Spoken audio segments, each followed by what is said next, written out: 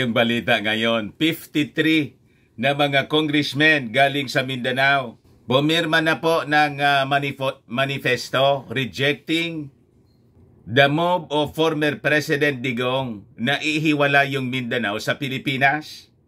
So, ito yung balita ngayon mga kababayan sa Philippine Star. 53 Mindanaoan lawmakers reject Duterte's call for Mindanao secession. Kita ninyo, mga kababayan, sila lang naman na mangilan-ilan sa Davao ang nagsisimula ng gulo. Pero yung mga dating mga secessionist movements po, ayaw na ng ganon kung kailan tumalikod na yung mga secessionist movement sa Mindanao. Ito naman po, si Fentanyl, na dating Pangulo, siya pa yung pasimuno ngayon ng gulo. Saan ka pulutin mga kababayan na uri ng mga taong ito? Di ba? But before ko mga kababayan ibigay sa inyo yung full story, click subscribe muna dito sa ating YouTube channel and hit the notification bell para lagi po kayong updated sa mga kaganapan dito sa ating bansa. Like and share na rin po ninyo ng ating video. At huwag na rin po ninyo na skip yung ating mga commercial ads para tuloy-tuloy lang ang pag-unlad ng Bagong Pilipinas. Sa mga naghahanap po ng malinis and spacious fitness gym, punta lang po kayo sa aming Colossal Fitness Gym. We also offer Grab Car Rental with our brand new 2023 model ng Toyota Innova. We also accept booking for those who are planning to travel via PAL, Cebu Pacific, and other airline companies, local and international.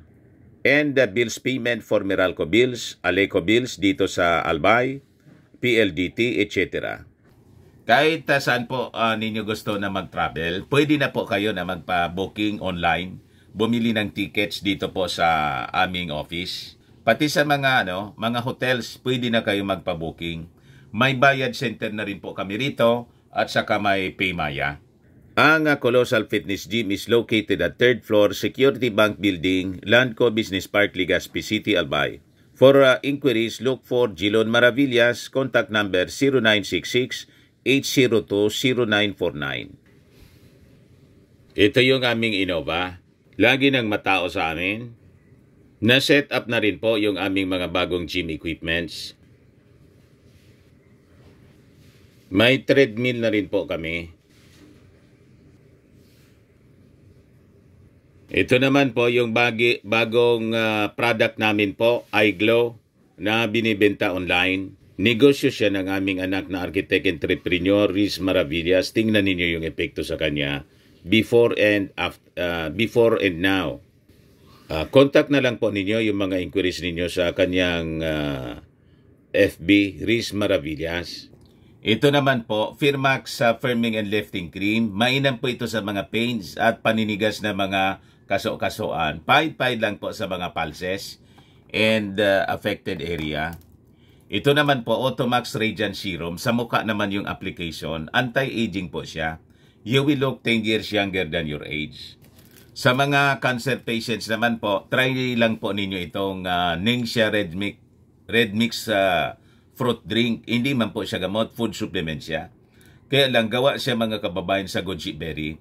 Yung goji berry may anti-cancer properties. O yung mga inquiries po ninyo, dumiritso na lang kayo sa aming messenger sa Facebook para masagot namin agad. Ayos pa? Ayos na ayos anya Mr. Maravillas. So balikan natin mga kababayan ang ating kwento. Nabando na po si Mau Diggs ng kanyang mga dating supporter at kapwa niya Mindanaoan mga kababayan. Hindi nagustuhan yung mga pinagagawa. Sino man na niya Mr. Maravillas ang magugusto ng ganyan? Yang ganda na ng takbo ng ating bansa. Tapos guguluhin lang ng dating leader na para niyang nawala na sa katinoan tulad ng kanyang spiritual advisor. Ayan po, mga kababayan. Sabi dito, 53 House lawmakers from Mindanao signed a manifesto kahapon po that express opposition to former President Rodrigo Duterte's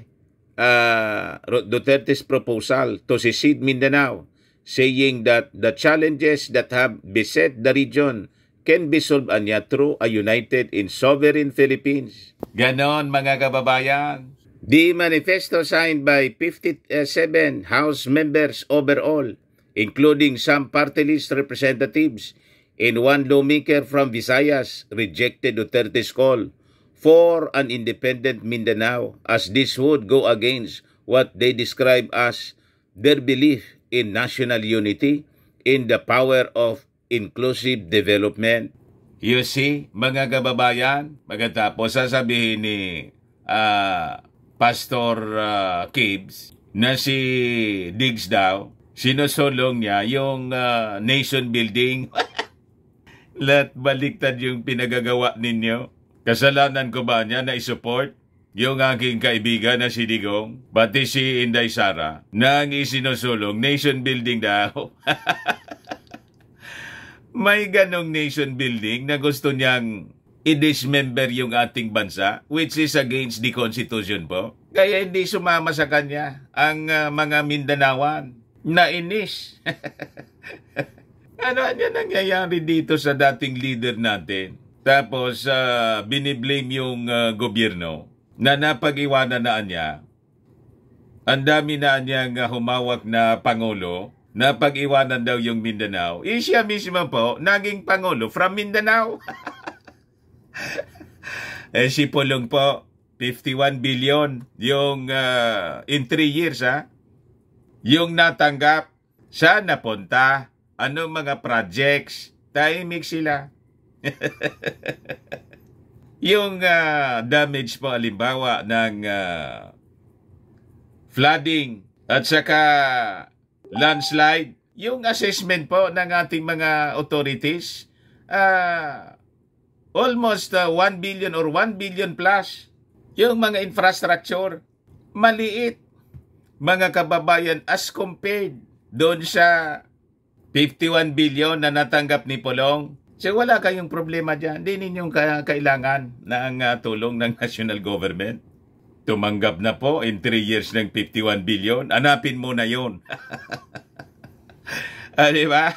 Hindi nga maintindihan kung anong proyekto. Kaya nagtataka yung mga mamamayang Filipino. Bakit niya binaha pa? At nagkaganon. Wala bang mga flood control projects na inimplement dyan sa Davao? Yun, mga kababayan. So hindi nila makumbinsi yung mga kapwa Mindanawan. Kasabi rito, the manifesto also acknowledged the problems plaguing Mindanao's development but emphasized the need for collective action and shared responsibility anya. The current Marcos administration's efforts to address disparities in the region reinforce our conviction that the aspirations of Mindanaoans for autonomy, recognition, and development can be realized more effectively with the context of a united and sovereign Philippines, sabi po sa manifesto. Balik-balik po yung ating Pangulong Bongbong Marcos. Nauna pa nga sila sa binigyan ng atensyon ng ating Pangulo dyan sa Mindanao.